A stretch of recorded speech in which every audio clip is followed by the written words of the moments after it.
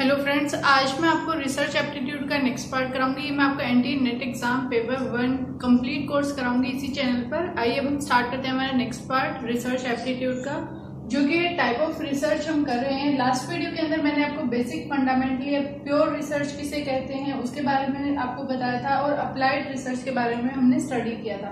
Basic research या fundamental research mainly क्या होता है, थ्योरेटिकल इन नेचर होती है, यानी कि इसके प्रैक्टिकल आप इसको अप्लाई नहीं कर सकते। लेकिन जो हमारी अप्लाइड रिसर्च होती है उसको एक्चुअल में हम अप्लाई करते हैं, यानी कि हम प्रैक्टिस में उसको लेकर आते हैं। यानी कि ये हमारी प्रैक्टिकल के ऊपर बेस है और ये हमारी थ्योरेटिकल के ऊपर बेस है। अगर क्वेश्चन आता है कि ऐसी कौन सी रिसर्च है जो टोटली हमारी थ्योरी के ऊपर डिपेंड करती है, तो वो हमारी फंडामेंटल रिसर्च है, या फिर उसको हम बेसिक रिसर्च या फिर हम उसको प्योर रिसर्च के नाम से जानते हैं। आज जो है हम नेक्स्ट हमारी 3 रिसर्च के बारे में स्टडी करेंगे।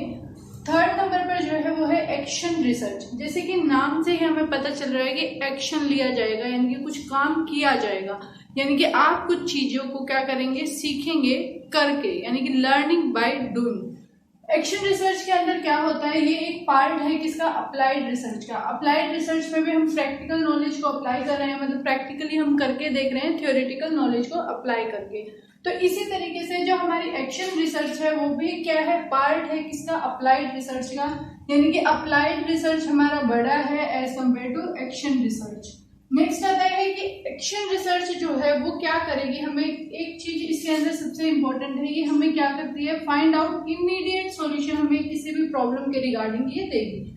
यानी कि एक्शन रिसर्च एक ऐसी रिसर्च है, अगर आपको कोई प्रॉब्लम है तो उसका इमीडिएट रिजल्ट या उसका इमीडिएट सॉल्यूशन कौन हमें देगा उस प्रॉब्लम का, वो हमारी एक्शन रिसर्च देगी।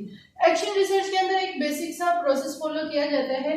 इसके अंदर हमारा ये एक प्लान होता है, फिर हम उसके ऊपर एक्ट काम करते हैं, फिर हम उसको ऑब्जर्व करते हैं, फिर हम उसको रिफ्लेक्ट करते हैं कि हमारा क्या रिफ्लेक्शन है, क्या एक्शन हमारा कंप्लीट हुआ, प्लान हमने जो टारगेट अचीव करना था वो अचीव हुआ या नहीं।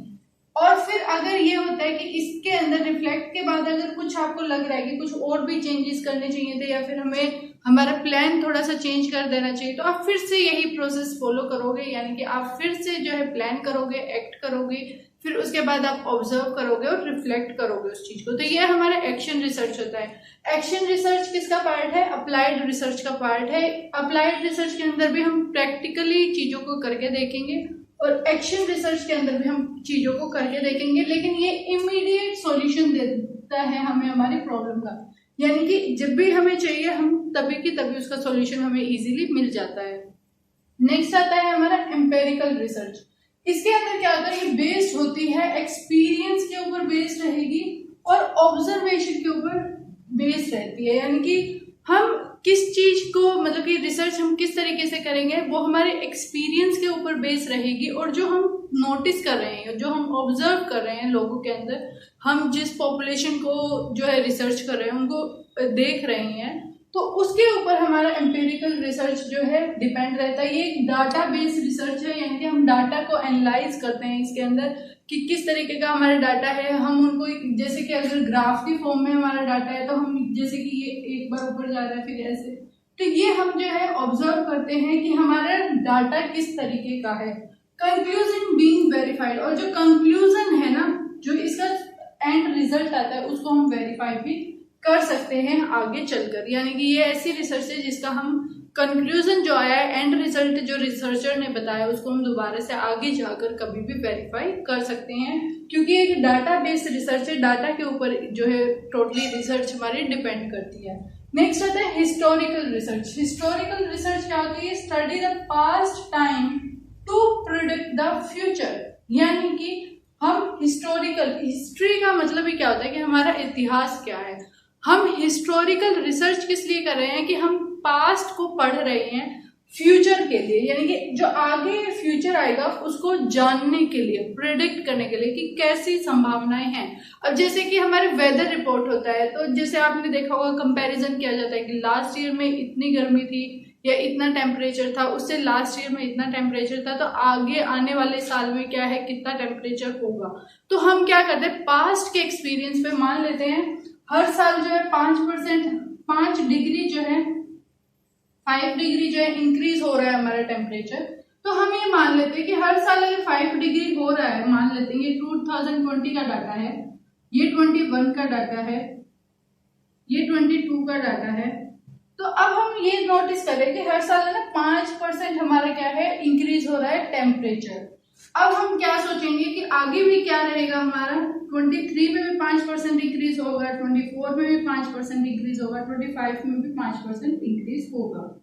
तो ये क्या है, ये हमने क्या किया है, पास्ट को स्टडी किया है, पास्ट को स्टडी किया है कि हर साल भाई 5 डिग्री जो है हमारा टेम्परेचर इंक्रीज हो रहा है।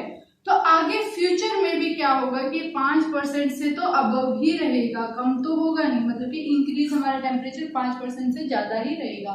तो ये हमारी हिस्टोरिकल रिसर्च है, हम स्टडी करते हैं पास्ट के बारे में ताकि हम फ्यूचर को प्रिडिक्ट कर सके। नो मैनिपुलेशन और control over the variable and primarily focus in the past, यानी कि हम कोई भी यहाँ पे मैनिपुलेशन नहीं कर सकते। मैं मेरी मर्जी से चेंज नहीं कर सकती कि 2020 में यहाँ पे 10 डिग्री था, 2021 में यहाँ पे 20 डिग्री है, मैं मेरी मर्जी से उसको चेंज नहीं कर सकती क्योंकि ये डाटा ऑलरेडी रिकॉर्ड किया जा चुका है।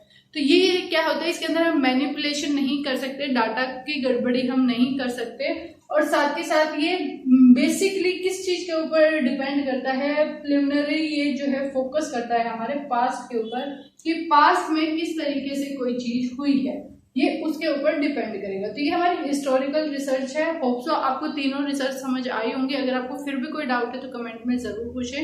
And thanks for watching.